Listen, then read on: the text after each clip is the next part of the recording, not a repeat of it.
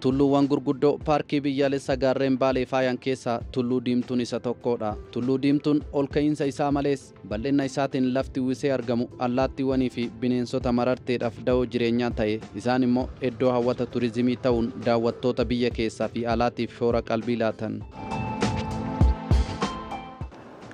Daawwattoota bakki itti argamnu kun gaara akka biyyaalessaatti sadarkaa lammaffaa ta'e Tulluu Diimtuutti. Egaa Tulluu Diimtuun akka biyyaalessaatti sadarkaa lammaffaadha Raas Dajanitti aanee jechuudha. Gaarri kun hedduudha kan inni qorru.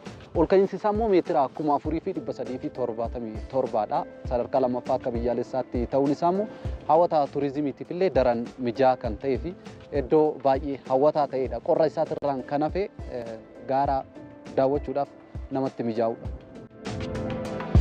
Paarkiin biyyaalessaa gaarreen Baalee akkuma qabeenya birootiin badhaadhe teessumni lafa isaas bitaa fi mirgatti ilaalamaa yoo keessa imalan daran nama hawwata. Haala teessuma isaarraa ka'ee jechaadha. Gaarreen ol ka'iinsan meetira 4000 ol ta'an 10 oltu as keessa jira.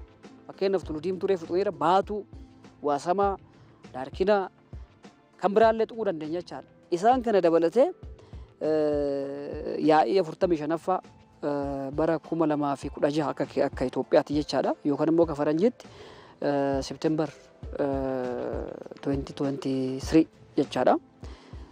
Hambaa addunyaa ta'ee galmaa'ee jira paarkiin biyyoolessaa gaarreewwan Baalee. Akkamitti galmaa'ee qabeenyuma kanatu galmeessa jechaadha. Haala kuufama isaa jiru. Simbirroota naannoo kana jira. Simbirroota akaakuudhaan 310 ta'an baay'een isaanii immoo keessattuu gara baddaatti kan argaman baqatanii kan dhufan biyya araarra naannoo kiiloomeetirii 8,000 ol kan ta'u ardii Awurooppaa fi Eeshiyaarraa dhufanii kan qubatan kuni paarkicha kanaaf miidhagina addaa kennanii jiran. Maaliif as qubatan yoo jette tokkoffaa bakka gaarii jiraachuudhaaf haala hormaata isaaniif toluu fi waan gaarii soorachuudhaaf jechaadha. Kanaaf nama qofa osoo hin ta'in bineensa illee harkifataa jechaadha baddaan Baalee kun. Kanaaf paarkiin biyyoolessaa gaarreewwan Baalee maal jedhama?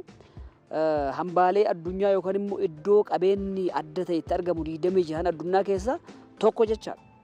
Afrikaa keessatti immoo simbirroota wal qabatee isaan iddoo addaa qaban yookaan immoo sadarkaa 4 keessa jedhan keessaa paarkiin biyyoolessaa gaarreewwan Baalee tokko ta'uu isaan mirkanaa'ee jira jechaadha. Kanaaf paarkichi kun kanumarraa ka'ee maal jedhama? Paarkii tokkotti addunyaa hedduu jedhamee kan moggaafame. Waan paark manii walli jennee kan dubbannu jechaadha. Paarkicha adda ta'e kan beeksisudha.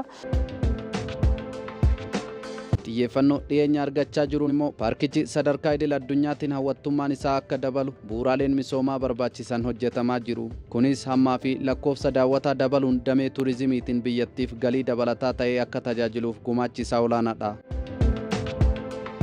Paarkichi kutaa 3 qaba. Geessee Giraasland, Saannatee Pilaatoo, Haranna Forest jedhamee qoqqoodamee jira. Saannatee Pilaatoo keessatti Tulluu Diimtuu ol ka'iinsa meetira likkii galaanarraa 4377 taatetu keessatti argama.